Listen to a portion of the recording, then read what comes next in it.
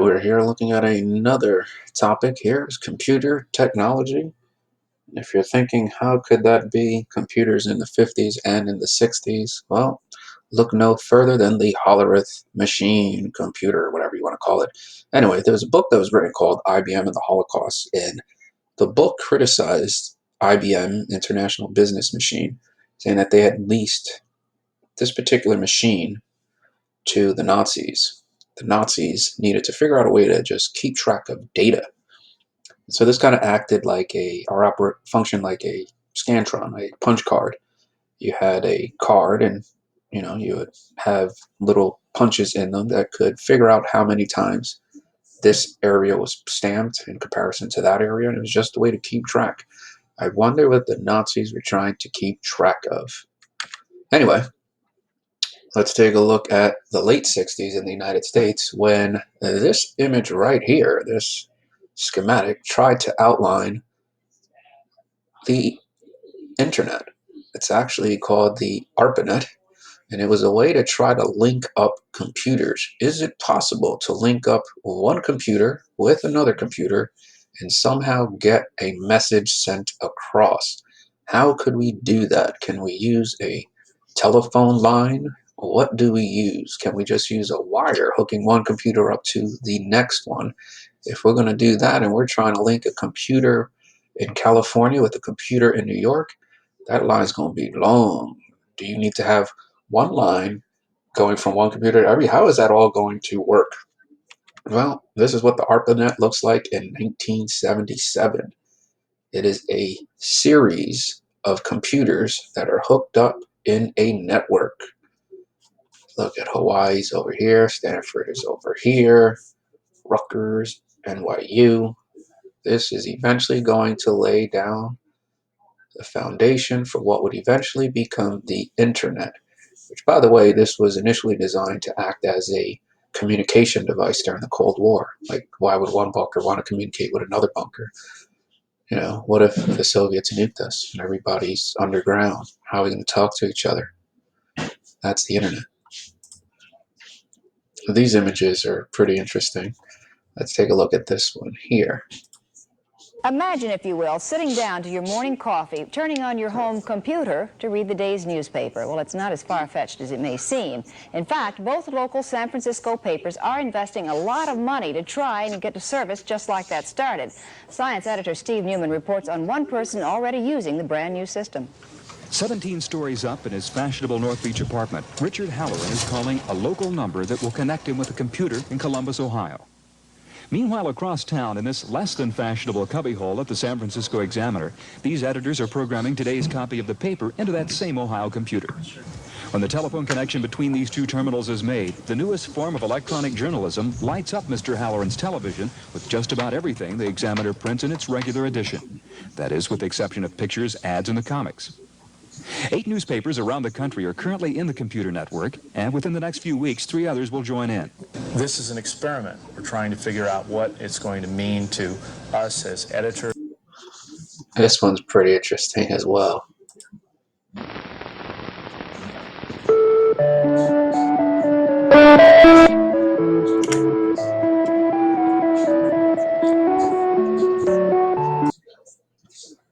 I want to find my favorite part.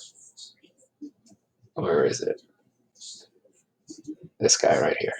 Now, as you watch this guy's presentation, I want you to think, like, you're a baby boomer, maybe you're 40 years old, and you are trying to figure out if you're going to invest money, your own money, in this guy's idea. Looked like it was in the same room. This guy. A simple way to interconnect computers and to form such a network is to place wideband leased circuits, in the case of the ARPANET 50 kilobit per second circuits, between each of the computers, and then to interconnect each of the computers to each other to form a fully connected network. As more sites come onto the network, the requirement is then to connect that site to every other one, which means that the extension of the network is just not a graceful thing. And so this naturally leads to the concept of a store and forward technique in order to cut down on the expense of building such a network. And so let's erase these lines over here to leave ourselves for the moment with a loop network, which can be extended. And in this type of network, this computer, for example, would talk to this computer not by sending it a message directly, since there is no circuit, but sending a message first to this computer, which would then store it and forward it onto this computer, thereby acting as a relay. In order to have a reliable network of this sort, each of the individual computers must be sufficiently reliable to circuits and interconnect the computers to the IMPs in this fashion. Now, such a network would then operate essentially in the same fashion as the previous one, with this computer over here to a node over here might go as follows. The computer at this point would send a message into its local IMP, which would break it down into 1,000-bit packets.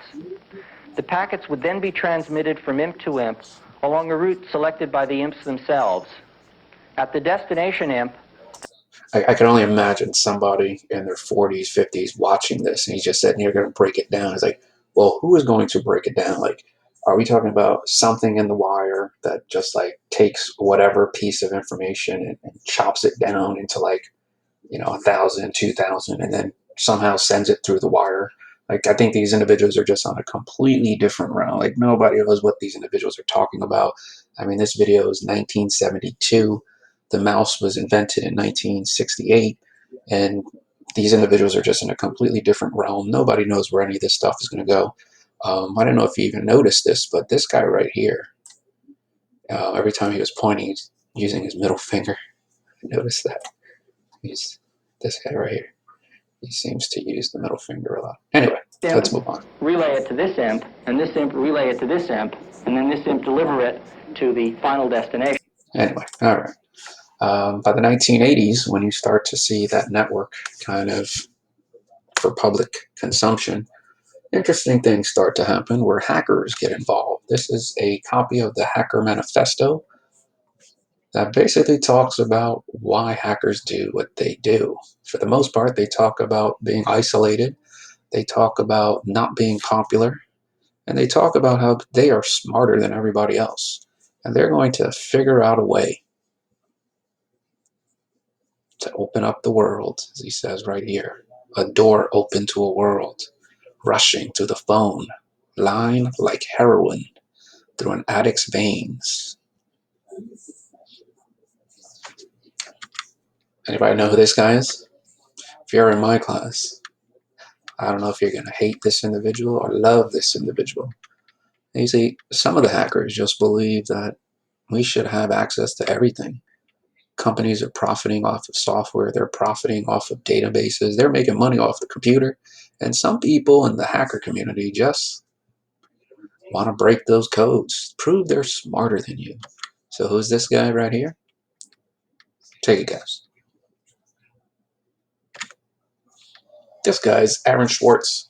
Aaron Swartz, before committing suicide, figured out that JSTOR, all of their journals, needed to be out for public consumption. See, JSTOR charges a fee. There's one of those individuals that's believing, hey, that's just not the way we want to do this. And so this guy was on the mission to pretty much release all of JSTOR's articles for free to the public. Eventually, this individual gets caught. Before you know it, he finds himself in trouble.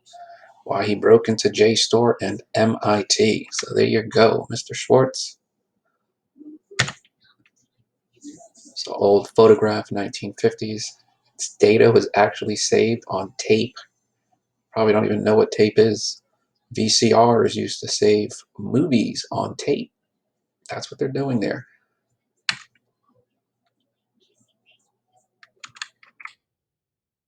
What do I want you to know? These are the items right here.